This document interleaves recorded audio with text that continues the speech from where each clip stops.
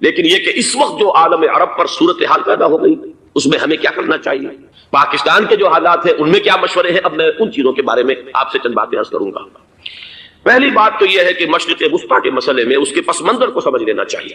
ہمارے بہت سے احباب جو ہے وہ فوری طور پر وقتی صورتوں کو، جیسے کہ حالات و واقعات ہوتے ہیں، صرف انہی کے اعتبار سے رائے قائم کرتے ہیں، چیزوں کا پس منظر جو ہے نگاہوں کے سامنے رہنا چاہیے۔ اس صدی کا ایک مختصر سا نقشہ ذہن میں رکھیے، یہ 20ویں صدی کے آغاز کے وقت، جسے ہم پورا کہتے ہیں مڈل ایسٹ، بلکہ صرف مڈل ایسٹ نہیں، پورا شمالی افریقہ سلطنت عثمانیہ کا حصہ تھا، خلافت عثمانیہ۔ لیبیا، الجزائر، مصر، پورا حجاز، یمن، پورا عراق، شام، اور یہ شام ہی کے حصے ہیں در حقیقت، اردن اور لبنان، یہ سب یہ شام عرب، عراق عرب، یہ پورا علاقہ خلافت عثمانیہ یہ اس کا حصہ تھا۔ پہلی جنگ عظیم میں انگریزوں نے عربوں کو بغاوت پر آمادہ کیا، غداری پر آمادہ کیا، انہوں نے خلافت عثمانیہ کے خلاف بغاوت کی، بیج بوئے ان کے دلوں کے اندر نفرت، ابھارا انہیں، تم ترکوں کے غلام کیوں ہو، تمہیں خود حاکم ہونا چاہیے، تم کھڑے ہو جاؤ، ہم مدد کریں گے، تم بغاوت کرو، تم ان ترکوں کے خلاف ہماری مدد کرو، ہم تمہیں آزاد کر دیں گے، تم اپنے پاؤں پر خود کھڑے ہو جانا۔ یہ بہت ہی ہمارے لیے دردناک المیہ ہے پہلی جنگ عظیم کا۔ کرنل لارنس جیسا شخص، برطانوی استعمار، اور اس کے نتیجے میں عربوں نے بغاوت کی۔ اور اس قدر دردناک بات آپ کو بتا رہا ہوں، میں پہلی مرتبہ جب سن 62 میں حج کے لیے گیا مدینہ منورہ میں، ابھی وہ ریل کے انجن کھڑے ہوئے تھے۔ یہ ترکی کے زمانے میں، سلطنت عثمانیہ کے زمانے میں بغداد سے مدینے تک ریلوے لائن تھی۔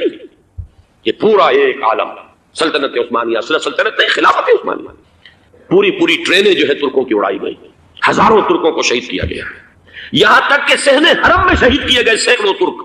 یہ جرم تھوڑے نہیں ہے، معمولی نہیں ہے۔ آج جس کی سزا مل رہی ہے، معلوم ہونا چاہیے کہ وہ جرائم کون کون سے تھے۔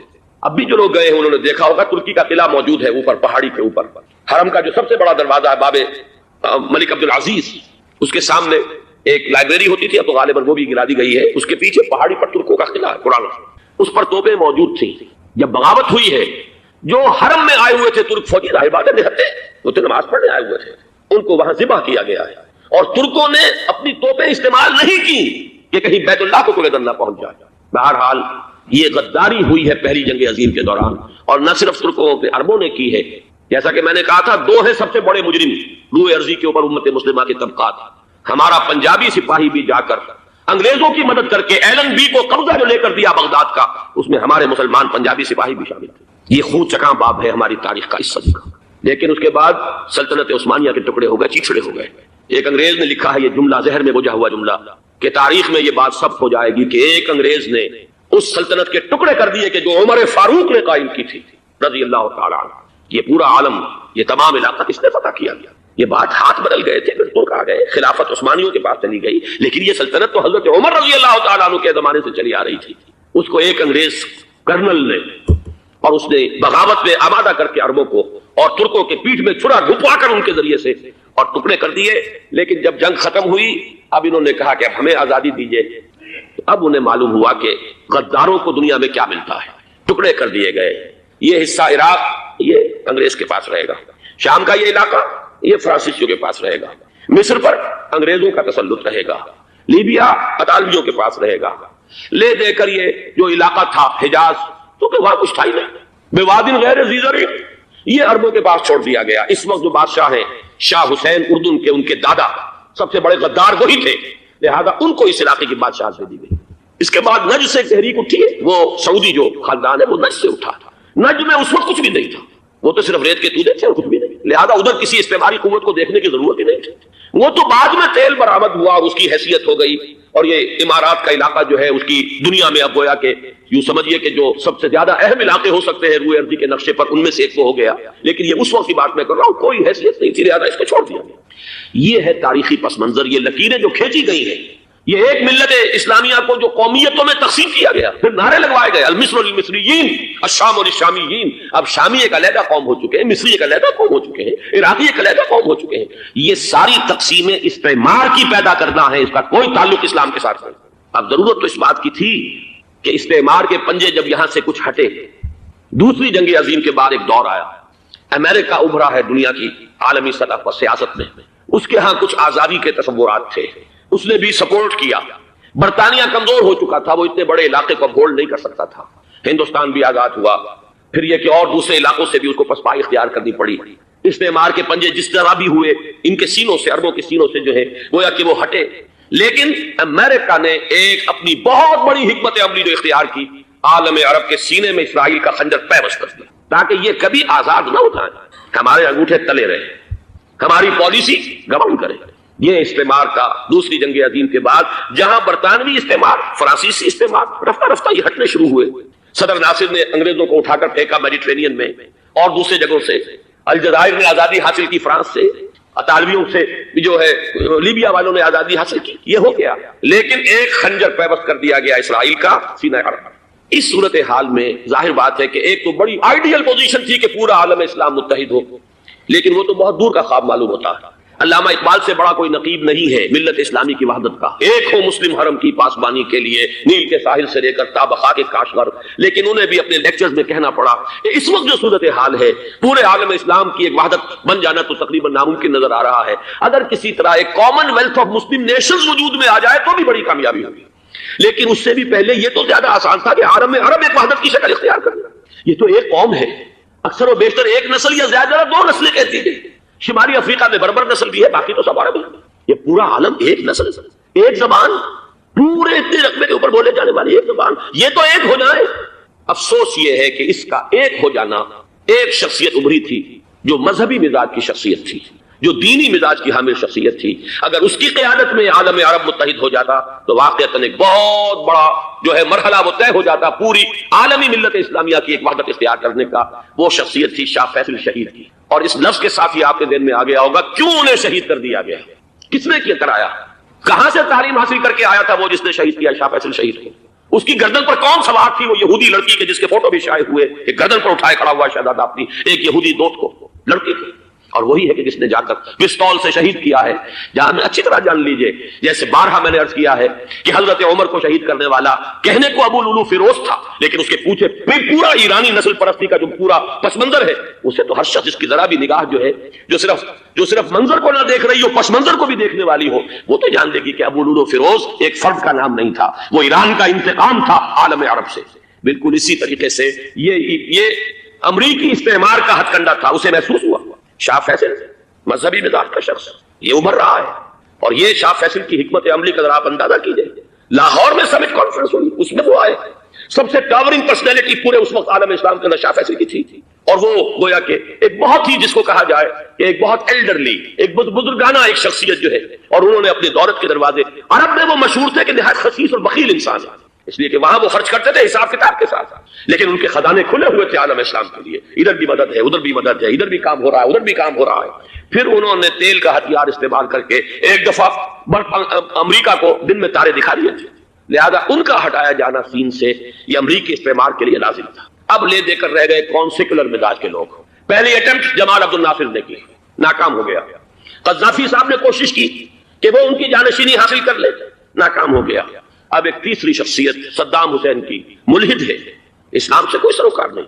باس کا فلسفہ سیکولرزم پلس عرب نیشنلزم یہ اصول ہے. لیکن یہ ہے کہ یہ شخصیت ابو بکر ایسی آئی ہے کہ اس سے اس وقت یہ جان لیجئے، میں امریکہ میں بھی عربوں سے مل کر آیا ہوں، سعودی عرب میں بھی میں وہ دیکھ آیا ہوں.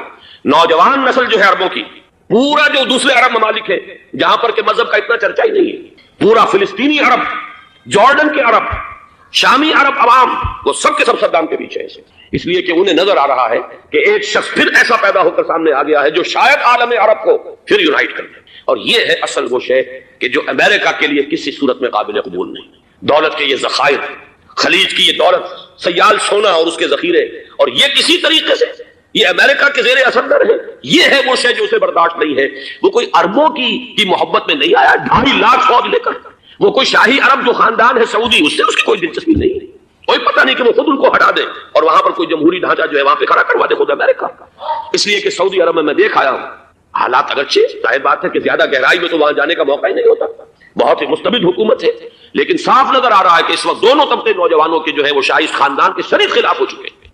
جو وہاں پر جدید مثقف طبقہ ہے، جدید تعلیم یافتہ، جو باہر پڑھ کر آیا ہے امریکہ میں اور کہیں اور وہ کثیر تعداد میں، وہ صاف سوال کر رہے ہیں کہ یہ billions and billions of dollars کے جو ہمارا خرچہ آتا تھا، ہمارے ہتھیاروں کے آرڈر جاتے تھے، وہ کہاں گئے؟ کل 65,000 فوج، اور عرب کے پاس، سعودی عرب کے پاس اتنے ٹینک بھی نہیں ہیں جتنے کہ یمن جیسے غریب ملک کے پاس. تو ہمارا روپیہ یہ گیا کہاں؟ یہ ایک سوال ہے جو ہر شخص کے ذہن کے سامنے ہے.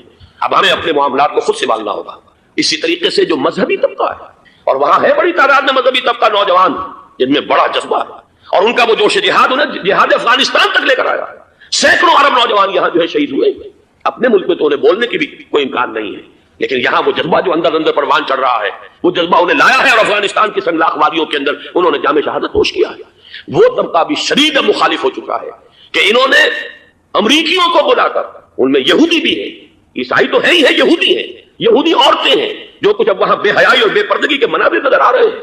یہ سرزمین عرب، میں نے امریکہ میں تقریر سنی ہے اسنا کے جو فائنل ان کا ایک سیشن تھا اسلامک سوسائٹی آف نارتھ امریکہ، جس میں میں مدعو کیا گیا تھا، اور اسی لیے میں نے یہ سفر کیا تھا. ایک نوجوان نے جو تقریر وہاں پر کی ہے، واقعہ یہ ہے کہ میں حیران رہ گیا اس کی جرأت کا. اس نے کہا کہ حضور نے فرمایا تھا کہ جزیرہ نما عرب میں 2 دین جمع نہیں ہو سکتے، اور آج شاہی خاندان کی صرف اپنی حکومت کو بچانے کے لیے امریکیوں کو اتنی بڑی تعداد میں بلا لیا گیا ہے، جن میں موبائل چرچ بھی ہیں، موبائل سینیگوگز ہیں. یہودی مرد اور عورتیں جو ہے دندناتے پھر رہے ہیں آج عرب کی سرزمین پر. لہذا جو مذہبی طبقہ ہے وہ اس پر شدید رد عمل جو ہے اس کے اندر پایا جاتا ہے. یہ حالات ہیں جو میں آپ کے سامنے چاہتا تھا کہ رکھوں. یہ وہ شامت اعمال ہے. ایک طرف یہ کہ وہ شخصیت جو ہے صدام حسین کی، وہ کوئی پسندیدہ شخصیت نہیں، لیکن یہ کہ اس شخصیت کو تقویت دینے والے بھی تو یہی لوگ تھے. انہیں خطرہ تھا ایران کے انقلاب سے کہ کہیں اسی قسم کا کوئی انقلاب ہمارے ہاں نہ آ جائے. لہذا انقلاب نے ایران کو ایکسپورٹ نہ ہونے دے، اس لیے انہوں نے اسی صدام حسین کو بلینز اور بلینز ڈالرز کی مدد دی. آج وہی ہے. عربی کی تو ایک کہاوت بھی ہے، سمن کلبک، یا کو لوگ اپنے کتے کو کھلا پلا کے موٹا کرو، کسی روز تمہیں کو کاٹے گا. آج وہ تو انہیں کاٹ رہا ہے. لیکن یہ کہ اس کا جو علاج تجویز ہوا ہے وہ انتہائی خوفناک ہے. 2.5 لاکھ امریکی وہ استعمار کے پنجے جو بمشکل عالم عرب کے سینے سے جو گڑے ہوئے تھے اس استعمار نے، مشکل ہٹے تھے کہ ایک دم اب وہاں پر خبریں آ رہی ہیں، فرانسیسی بھی آ رہے ہیں، برطانوی بھی آ رہے ہیں، کہاں سے فوجیں آ رہی ہیں. اور وہاں پر 2.5 لاکھ صرف امریکن آرمی کا، اس میں تقریباً 1.5 لاکھ تو پہنچ چکی ہے. اور جو بھی ہوگا وہاں پر، جیسا کہ میں نے عرض کیا ہے، اس قدر خوفناک سین ہے. میں نے بہت سے حضرات واقف ہوں گے، کئی مرتبہ میں نے حوالہ دیا ہے مولانا سید حامد میاں رحمہ اللہ کا. انہوں نے ایک دفعہ مجھے بتایا تھا کہ احادیث میں جو قرب قیامت کے حالات و واقعات کی پیشن گوئیاں ہیں، ان میں یہ ہے کہ وہ جو آخری جنگ ہونی ہے جو کہ دجال کے خلاف ہوگی مسلمانوں کی، اور جس میں کہ حضرت مسیح علیہ السلام کا نزول ہوگا، جس کے سلسلے میں اس سے پہلے ایک جنگ ہوگی بہت خوفناک، بہت خوفناک. اور عجیب الفاظ ان کے یہ تھے کہ اس میں ایک طرف مسلمان اور عیسائی اور یہودی تینوں ہوں گے. یہ بات سمجھ میں نہیں آتی تھی کہ مسلمان اور یہودی ایک جگہ کیسے جمع ہو سکتے ہیں. آج وہ نقشہ نظر آ گیا. آج اسرائیل، امریکہ، سعودی عرب اب یہ ایک ہے. بلکہ چلتے آئیے، مصر، اسرائیل، سعودی عرب اور جو بھی ان کے حواری ہیں وہ سب ایک ساتھ میں کھڑے ہیں. اور ان کے اوپر سیادت کس کی؟ امریکہ کی. وہ نقشہ آ گیا. اور اس جنگ کے سلسلے میں مولانا حامد میاں رحمہ اللہ نے مجھے بتایا تھا کہ حدیث میں الفاظ آئے ہیں، اتنے لوگ ہلاک ہوں گے، اتنے لوگ ہلاک ہوں گے، اتنے لوگ ہلاک ہوں گے کہ ایک پرندہ سینکڑوں میل تک اڑتا ہوا چلا جائے گا اور اسے سوائے لاشوں کے اور کچھ نظر نہیں. یہ نقشہ خاکم بدہن تلا ہوا ہے، کھڑا ہوا ہے. جو بھی ہوگا کیمیاوی جنگ، کیمیاوی وارفیئر، کیمیکل وارفیئر، اور پھر ایٹمک وارفیئر، اس کی کھلی دھمکیاں دی جائیں. کبھی کوریا کے بارے میں اندیشہ تھا کہ یہ درندے خدا کی دھرتی کو، کوریا کی غریب بستی کو ناگاساکی بنا کے چھوڑیں گے، ہیروشیما بنا کے چھوڑیں گے. آج وہ صورتحال جو ہے عالم عرب پر، heart of the Arab land, اس پر یہ صورتحال بالکل تلی کھڑی ہے. اس میں ہمیں کیا کرنا چاہیے؟ میں نے یہ چاہا کہ پورا پس منظر آپ کے سامنے، صرف وقتی سا کوئی ایک نعرہ، وقتی سی کوئی ایک خبر، اس کے حوالے سے ایک جذبات کا معاملہ، پورا ایک پس منظر سامنے رکھیے. اب وہ آپ کو شاید میری باتیں جو ہے وہ سمجھ میں آ جائیں. نمبر 1، ہمیں کسی صورت اس جنگ میں امریکہ کے گھڑے کی مچھلی نہیں کرنا چاہیے. امریکہ اسلام کے تحفظ کے لیے نہیں آیا، امریکہ حرمین کی حفاظت کے لیے نہیں آیا، امریکہ اپنے مفادات، عالمی مفادات کے تحفظ کے لیے آیا، اور زیادہ سے زیادہ آپ کہہ سکتے ہیں کہ وہ سعودی شاہی خاندان کی حفاظت کے لیے آیا. اور بڑا عمدہ مضمون چھپا تھا پچھلے، بلکہ ابھی تک تو وہ تازہ ہی ہے جب تک نیا نہیں آتا، نظام میں، جس کا عنوان تھا اربوں کا چھڑا اور اربوں کا گدا. سارے پیسے بھی نہیں سے لے رہے. $12 بلین کا ایک چیک لے کر گیا جیمز بیکر. اندازہ تو کیجیے دنیا کہاں سے کہاں پہنچ گئی. میں حیرت ہوں کہ دنیا کیا سے کیا ہو جائے گی. 2 ماہ قبل اس کا تصور نہیں ہو سکتا تھا. اتنی بڑی قوت امریکہ کی، تباہ کن قوت، اور جمع ہو جائے گی عرب کے اندر. لیکن یہ کہ وہ کاس بھی اربوں ہی کی ہوگی، انہی کا چھڑا، انہی کا للا. ہمیں کرنا یہ چاہیے، اللہ تعالی ہماری حکومت کو، ہمارے سیاستدانوں کو، ہمارے ذمہ دار لوگوں کو ہدایت دے، وہ امریکہ کے گھڑے کی مچھلی نہ بنے. اس کے تحفظ کے لیے یا شاہی خاندان کی حفاظت کے لیے بہت کچھ انہوں نے عیش کر لیے، کافی عیش کر لیے. باقی یہ کہ اب جو کچھ ہونا ہے وہ ہونا ہے. حرمین شریفین کو تو خود عرب کے لوگ کہتے ہیں کہ کوئی خطرہ نہیں ہے. سارا جھگڑا تو وہ تیل کی دولت کا ہے. وہ تیل کی دولت جو ہے وہ شمال مشرقی کونے کے اندر ہے. بلکہ یہ کہ جو رد عمل پیدا ہوا عالم اسلام میں اور سعودی عرب میں خود اس کے مذہبی نوجوانوں میں امریکی فوجوں کی آمد کے خلاف اس کا جواب دیا گیا رابطہ عالم اسلامی کی طرف سے کہ یہ جو بھی جنگ کا محاذ ہے جو فوجیں ہیں یہ حرمین سے تو 1500 کلومیٹر دور ہے، تو حرمین کو تو کوئی خطرہ نہیں، خطرہ ہے امریکہ کے عالمی مفادات کو۔ آج آپ کو معلوم ہے دنیا دو طبقوں میں بٹی ہوئی ہے، دی رچ اینڈ دی پور۔ یہ جو اقوام ہیں جو 6-7 قومیں شمار ہوتی ہیں دنیا کی دولت مند قومیں، ان کے لیے خطرہ ہے کہ یہ اگر ہم ان کا جو سب سے بڑا ذریعہ ہے اس کا صنعت کا یہ تیل اگر اس کو کچھ ہو گیا تو ان کی سب کی اکانومی جو ہے وہ دم دھڑام سے زمین پر آ جائے گا، وہ بھی برابر ہو کر آ جائیں گے دنیا کے دوسرے ملکوں کے۔ یہ اس کی حفاظت کے لیے آیا۔ ہمارے نوجوان کو آج میں سوچتا ہوں کاش کہ ہمیں معلوم ہو، ہمیں وہ تاریخ دہرانی نہیں چاہیے کہ ہم نے پہلی جنگ عظیم میں انگریزوں کے استعمار کے پنجے گڑوانے کے لیے اپنی جانیں دی۔ پنجاب کا نوجوان، پنجاب کا مسلمان سپاہی بھی جا کر ایلن بی کو قبضہ دلوانے کے اندر اور بغداد پر قبضہ کرانے میں اس کے تعاون کیا، اس کی مدد کی۔ کیا آج بھی وہی تاریخ اپنے آپ کو دہرائے گی؟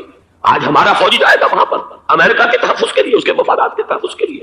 پہلی بات یہ کہ یہ ہرگز نہیں ہونا چاہیے۔ ہونا کیا چاہیے؟ پہلی کوشش یہ ہو کہ یہ بین الاسلامی معاملہ بنے، مسلمان امت آئے، امریکی فوجیں جائیں، فرانسیسی جائیں، برطانوی جائیں۔ ہاں اس صورت میں کہتا ہوں پاکستان کا ایک ایک بچہ وہاں جائے اور اپنی جان قربان کر دے، اس لیے کہ یہ قرآن کا حکم ہے۔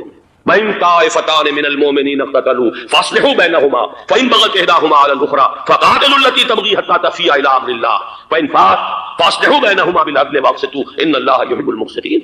امت مسلمہ کو حکم دیا گیا ہے اگر مسلمانوں کے دو گروہ لڑ پڑے تو تم صلح کراؤ، اور اگر ایک فریق زیادتی پر تلا رہے اڑا رہے تو اب سب مل کر اس سے جنگ کرو یہاں تک کہ اسے اللہ کے حکم کے آگے جھکا دو۔ پھر اگر وہ اللہ کا حکم مان لے، صلح پر آ جائے تو پھر عدل و قسط کے ساتھ ان کے درمیان صلح کرا دو۔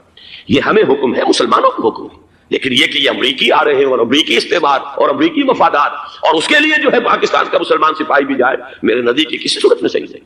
مطالبہ بھی ہو رہا ہے، آج ہی غالباً ایک انٹرویو آیا ہے شاہ حسین کے بھائی جو ہے حسن بن طلال، انہوں نے بھی یہی کہا ہے کہ اس کو مسلمانوں کو آپس میں اس معاملے کو طے کرنا چاہیے، اس قضیے کو امریکی فوجوں کو یہاں سے فوراً واپس جانا چاہیے۔ اور یہی بات میں یقیناً تائید کروں گا، تحسین کروں گا، یہی موقف ایران کا ہے۔ ایران عراق کے خلاف جو UN کے سینکشنز ہیں کہتا ہے ہم اس کی پابندی کریں گے، لیکن امریکہ کو یہاں سے نکلنا چاہیے۔ یہ مسلمانوں کا اپنا معاملہ ہے، وہ آپس میں طے کریں۔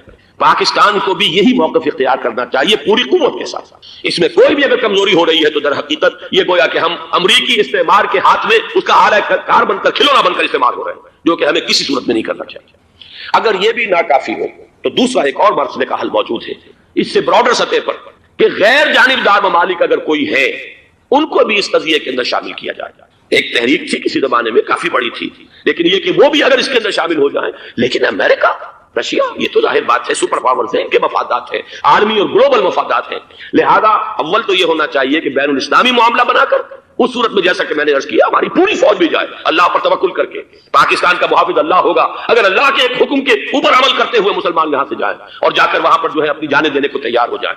لیکن اگر یہ اس میں بھی کافی نہ ہو تو جو بھی غیر جانبدار ممالک ہیں ان کو بھی اس معاملے کے اندر شریک کیا جا سکتا ہے۔ بدر جائے آخر اگر پاکستانی فوج جائے وہ صرف حرمین شریفین کے گرد و نواح میں ان کو ڈپلوائے کیا جانا چاہیے۔ اگر خدا نہ خواستہ وہاں پر کوئی آنچ آنے کی شکل پیدا ہو جائے تو اس کی اے عرض پاک تیری حرمت پہ کٹ مرے ہم، اس کے لیے مسلمانوں کو تیار رہنا چاہیے۔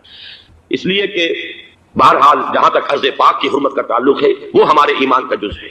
باقی برطانوی مفادات، امریکی مفادات، صنعتی ممالک کے مفادات یا کسی شاہی خاندان کے مفادات، یہ شاہی خاندان یہ تو گرتی ہوئی دیواریں ہیں، جانا ہے آج نہیں تو کل، لیکن یہ کہ اصل معاملہ ہے امت کا، اصل معاملہ ہے امت مسلمہ کا، اصل معاملہ ہے حرمین شریفین کا۔ لہذا ان دونوں چیزوں کو لازماً گڈمٹ نہ کریں۔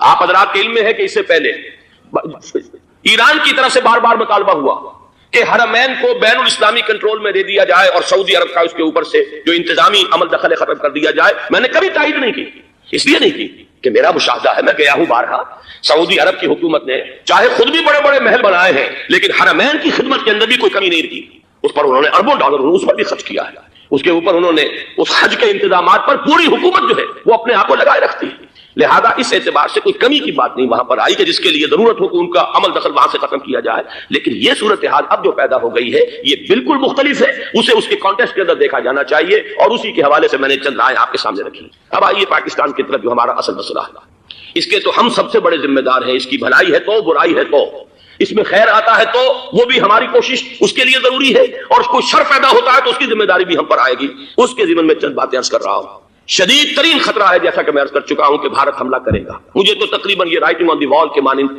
ایک فیصلہ نظر آ رہا ہے، بلکہ آج میں کسی سے کہہ رہا تھا کہ اگر اب نہیں تو پھر کبھی بھارت حملہ نہیں کر سکتا۔ اس کے لیے سچویشن بالکل رائٹ ہے۔ 2 مرتبہ ایکسرسائز کر چکا ہے وہ، خاص ٹارگٹ بنا کر حیدرآباد کو، اور اس کے پیش نظر ہے سندھ میں جو بھی خلفشار ہے اسے اس کے علم میں ہے، جو بھی تصادم ہے۔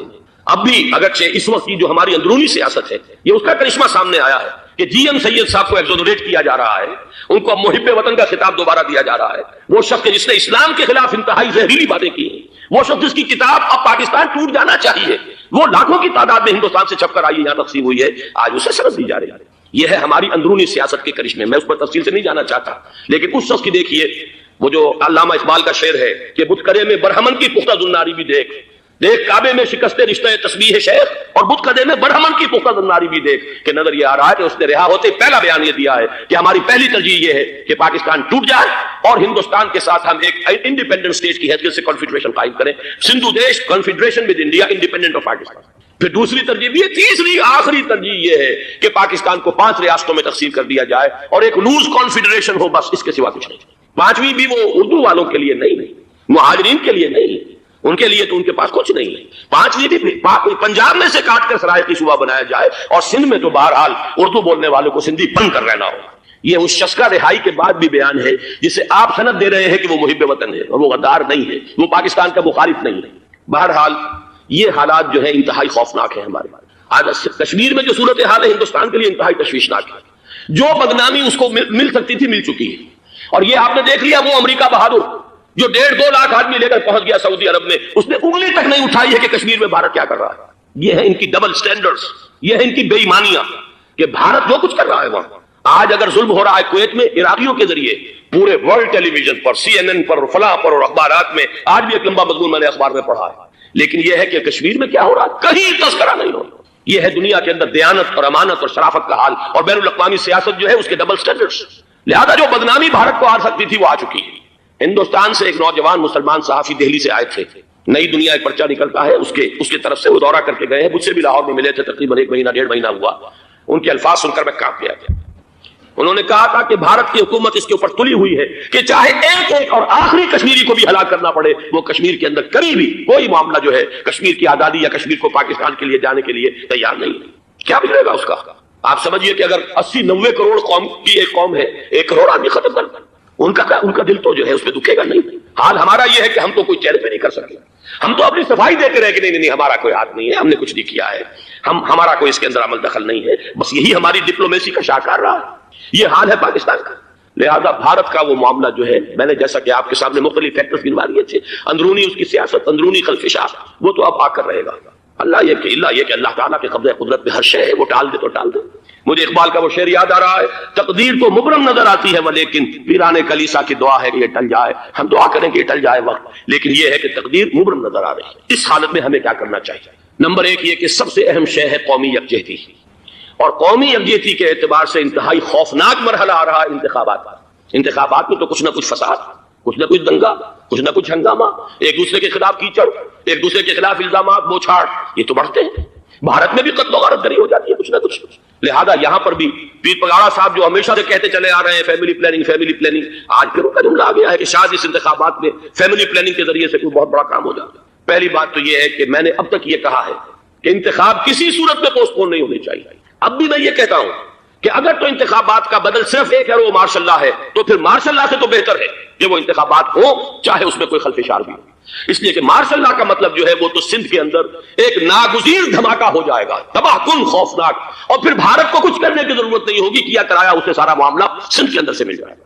مارشل لا ہرگز نہیں ہونا چاہیے۔ وہ بات جو سن 80 میں نے 18 اگست 1980 کو کہی تھی ضیاء الحق مرحوم سے، آج پھر اسی بات کی میں تکرار کر رہا ہوں، اعادہ کر